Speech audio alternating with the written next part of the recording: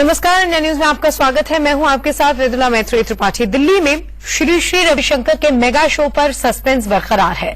संसद से सड़क तक श्री श्री के शो पर संग्राम मचा हुआ है। आज इस कार्यक्रम पर एनजीटी फैसला भी सुना सकता है। तो वहीं विपक्ष सरकार से पूछ रही है कि पर्यावरण के नुकसान का जिम्मेदार कौन होगा। ये भी पूछा जा रहा है कि सेना का इस्तेमाल क्यों किया जा रहा है।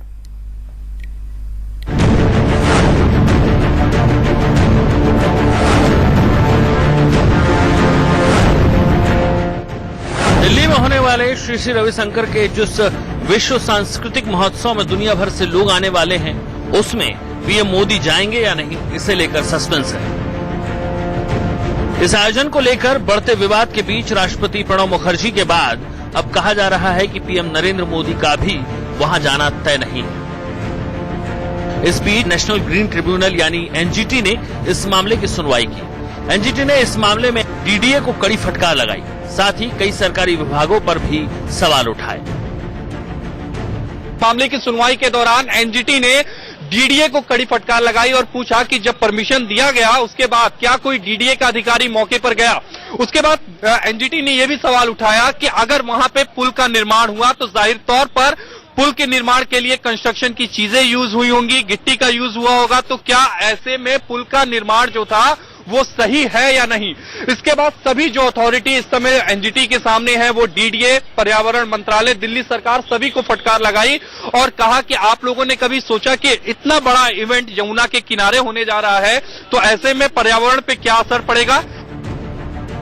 दरअसल 11 से 13 मार्च तक होने वाले इस प्रोग्राम को लेकर विवाद इसीलिए खड़ा हुआ क्योंकि पर्यावरण विशेषज्ञों का मानना है कि 3 दिन के कार्यक्रम में लाखों लोग आएंगे, जिससे पर्यावरण को नुकसान पहुंचेगा। करीब 2,10,000 टन का वजन यमुना के संवेदनशील इलाके पर पड़ेगा। यमुना में पहले से ही बहुत प्रदूषण है, इससे नदी के फ्लड प्लेन को और नुकसान होगा। किसानों की फसल और पेड़ को काटा गया, जिससे ग्राउंड वाटर रिचार्ज पर फर्क पड़ेगा। हम इस वक्त जिस जमीन पर खड़े हैं, ये यहाँ के लोगों के मुताबिक डीडीए की जमीन है, खाली पड़ी हुई थी, लिहाजा लोग यहाँ पर खेती बाड़ी करने लगे थे।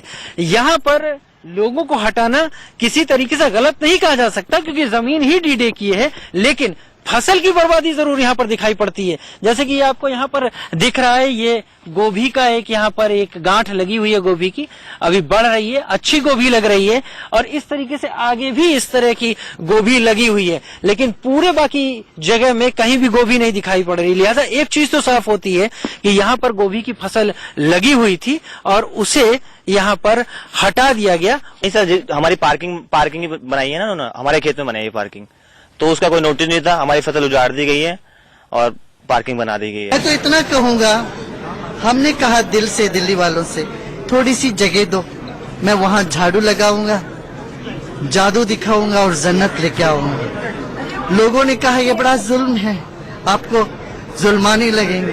हमने कहा हम उनके जनून हैं जिनके आप। सवाल इस बात को लेकर भी खड़े हुए हैं कि सेना को इस कार्यक्रम की तैयारी के लिए क्यों लगाया गया। ये कोई सरकारी कार्यक्रम नहीं, तो फिर सेना का इस्तेमाल क्यों किया गया। इस बीच केंद्र सरकार ने दिल्ली पुलिस से कहा है कि वो सुरक्षा और भीड़ पर नियंत्रण को लेकर फुल प्रूफ इंतजाम करे, क्योंकि इसमें कई वीवीआईपी आ सकते हैं जिन्हें आतंकी भी निशाना बनाने की साजिश कर सकते हैं। राजीव शर्मा और शिवानी त्यागी के साथ आशीष सिन्हा, दिल्ली, इंडिया न्यूज। तो कार्यक्रम से महज 2 दिन पहले अब विवाद तेज हो गया है। क्या है पूरा विवाद और सरकार अपने पक्ष में क्या क्या दलीलें दे रही है, सब आपको बताएंगे। साथ ही अभी अपडेट इस पूरी खबर पर क्या है बताने के लिए हमारे साथ हमारे सीनियर एडिटर प्रकाश पांडे जुड़ गए हैं और साथ ही हमारे संवाददाता आशीष सिन्हा जुड़ गए हैं। लेकिन महेश शर्मा जो कि केंद्रीय मंत्री हैं, उनका क्या कहना है इस पर, ये जानने की कोशिश की हमारे ब्यूरो चीफ राकेश कुमार सिंह ने।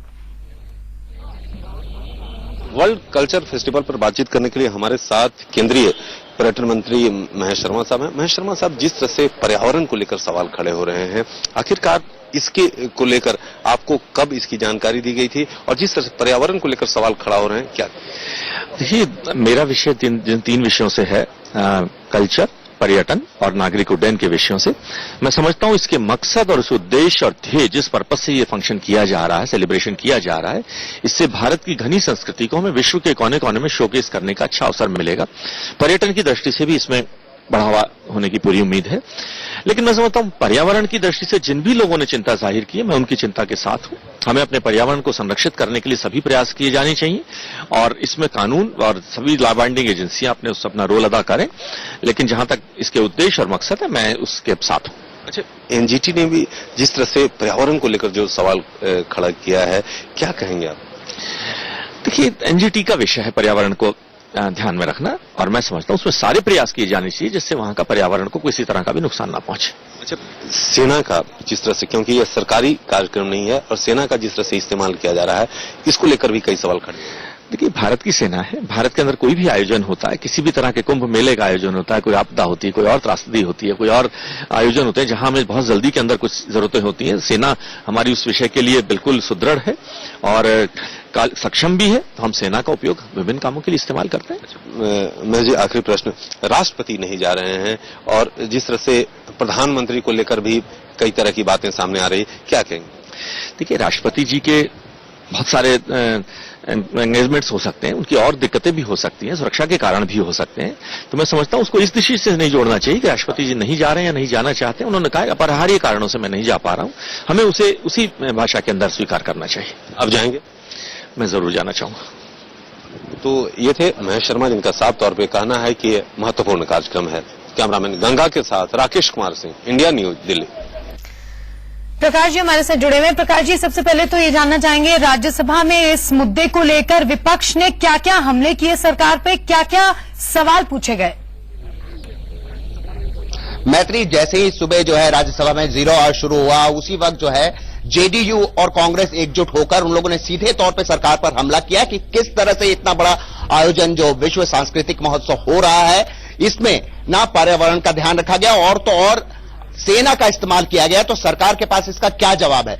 जिसके लिए जो है मुख्तार अब्बास नकवी ने साफ तौर पे कहा कि देखिए, आप श्री रविशंकर की नीयत पर शक नहीं कर सकते हैं, उन्होंने आज तक बहुत कुछ अच्छे कार्य किए हैं पूरे समाज के लिए और हम ये मानते हैं कि उन्होंने अगर यमुना पे जमीन ली है तो वहां पे भी उन्होंने सौंदर्यीकरण किया और ये बहुत बड़ा महोत्सव हो रहा है, इसलिए सरकार की अनुमति भी दी गई है।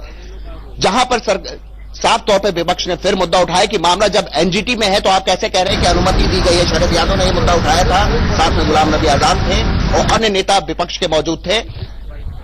अरुण जेटली जी ने बीच में इंटरवीन किया, उन्होंने बताया कि जब कोई भी मामला कोर्ट में होता है तो उसके बारे में सदन में चर्चा करने का कोई मतलब नहीं है। जहां पर पॉइंट ऑफ ऑर्डर के तहत विपक्ष ने कहा कि यह मामला ट्रिब्यूनल का है, कोई क्रिमिनल केस नहीं है, इसलिए जो है इस पर चर्चा हो सकती है। उसके बाद लगातार हंगामा होता रहा 0 आवर में, कांग्रेस, जेडीयू और अन्य विपक्षी दल मिलकर सरकार पर हमला करते रहे। अब उम्मीद ये की जा रही कि शायद सेना का जो इस्तेमाल हुआ है उस पर रक्षा मंत्री पर्रिकर जी जो है कोई एक बयान दे सकते हैं राज्यसभा में, क्योंकि राज्यसभा में यह मुद्दा उठा है और वो बताएंगे कि सेना का इस्तेमाल क्यों हुआ। हालांकि सरकार की तरफ से मंत्रियों से जो बात की गई, उन्होंने कहा कि इतना बड़ा भव्य कार्यक्रम हो रहा है तो सेना का इस्तेमाल पहले भी होता रहा है, चाहे कोई त्रासदी हो या कुंभ हो, लेकिन ये मामला चूंकि एक संस्था कर रही है कार्यक्रम, तो इस पर जो है विपक्ष का साफ तौर पे निशाना साध रखा है विपक्ष ने कि किस तरह पर्यावरण लगातार विपक्ष ने निशाना साध रखा है सरकार पे और राज्यसभा में माहौल इसी मुद्दे को लेकर गर्म रहा।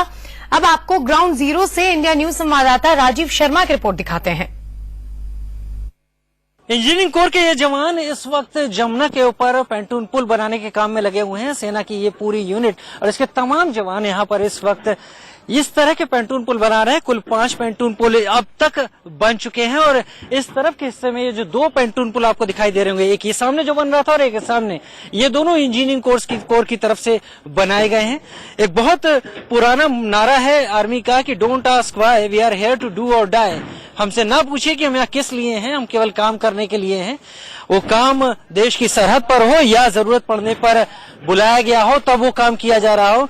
तमाम सवाल उठाए जा रहे हैं कि इस सारे आयोजन में सेना का इस्तेमाल आखिर क्यों हो रहा है, लेकिन सेना के जो लोग हैं यहाँ पर दिए गए टास्क को पूरा करने में यकीन रख रहे हैं। 2 दिन में एक पेंटून पुल बना के तैयार कर दिया जा रहा है और इस पेंटून पुल की खासियत देखिए, पेंटून पुल जो पीडब्ल्यूडी का बनाया पेंटून पुल है उससे कहीं अलग है। ये पेंटून पुल हवा बाकायदा भरी गई है, नीचे प्लास्टिक के जो थैले हैं, ये लचीली प्लास्टिक के थैले हैं, इसमें हवा भरी गई है, उसके ऊपर बेस तैयार किया गया है। ये कार, बस, ट्रक तक को सह सकता है और बना रह सकता है।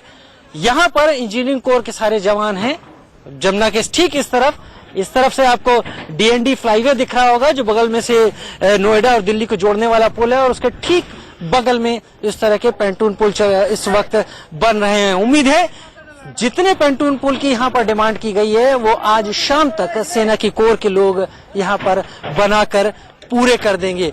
और एक बार ये पैंटून पुल पूरे हो जाते हैं तो इस बात का यकीन भी हो जाएगा, इस बात का भरोसा भी हो जाएगा कि जो 35 लाख लोगों के यहाँ पर आने की बात की गई है उनकी आवाजाही एक छोर से दूसरी छोर तक सुनिश्चित हो जाएगी।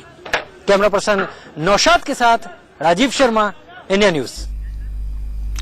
और आज इस पर एनजीटी फैसला भी सुना सकता है, केस जारी है। बात करते हैं, इंडिया न्यूज संवाददाता लगातार हमारे साथ जुड़े हुए हैं। आशीष, सबसे पहले तो ये जानना चाहेंगे कि जितने भी तथ्य अभी के सवाल जवाब में सामने आए हैं उनमें क्या लगता है परमिशन के लिहाज से कहां लूप होल्स नजर आ रहे हैं? देखिए, आज एनजीटी ने सबसे पहला सवाल दिल्ली गवर्नमेंट और डीडीए से पूछा कि इतने बड़ी तादाद में लोग यहां पर आएंगे, उनके पीने की पानी और दूसरी जन सुविधाओं के लिए पानी कहां से आएगा। लेकिन सबसे अहम यहां पर फटकार लगाई है पर्यावरण मंत्रालय को एनजीटी ने, और पूछा है कि वहां रैंप बन रहे हैं, ब्रिज बन रहा है, इसके अलावा जन सुविधाओं की चीजें बन रही हैं, और आप कह रहे हैं कि इसके लिए पर्यावरण की मंजूरी की जरूरत ही नहीं है। दरअसल कल ही पर्यावरण मंत्रालय से एनजीटी ने हलफनामा दाखिल करने को कहा था, लेकिन आज पर्यावरण मंत्रालय की तरफ से हलफनामा दाखिल नहीं किया गया, जिस पर एनजीटी ने उन्हें लताड़ लगाई। कोर्ट ने कहा कि आप हमारे धैर्य की परीक्षा मत लीजिए। कोर्ट ने कहा कि हम इस बात को लेकर कंसर्न है कि अगर सपोज करिए कि 3 दिनों के आयोजन के बाद भी वहां से ये सारी चीजें नहीं हटाई जाती तो फिर क्या होगा। कल को वहीं पर कोई झुग्गी डाल लेता है तो फिर आप उसे हटा नहीं सकते, क्योंकि आपने इस कंस्ट्रक्शन के लिए, ऐसे कंस्ट्रक्शन के लिए इजाजत दी है। इसके अलावा एनजीटी ने यह भी कहा कि हर मामलों में आपको एक तरह का रुख रखना होगा। तो यहां पर पर्यावरण मंत्रालय की जबरदस्त खिंचाई है। इतना ही नहीं, बिल्कुल, तो पर्यावरण मंत्रालय की जबरदस्त खिंचाई हुई, कोर्ट में तमाम सवाल पूछे गए। जाहिर सी बात है, एक पूरे इलाके में अगर 35 लाख की संख्या आए, लोग आए, तो जाहिर है कि उनकी सुरक्षा को लेकर, पर्यावरण को लेकर तमाम सवाल उठेंगे। बहुत बहुत शुक्रिया आशीष पूरी जानकारी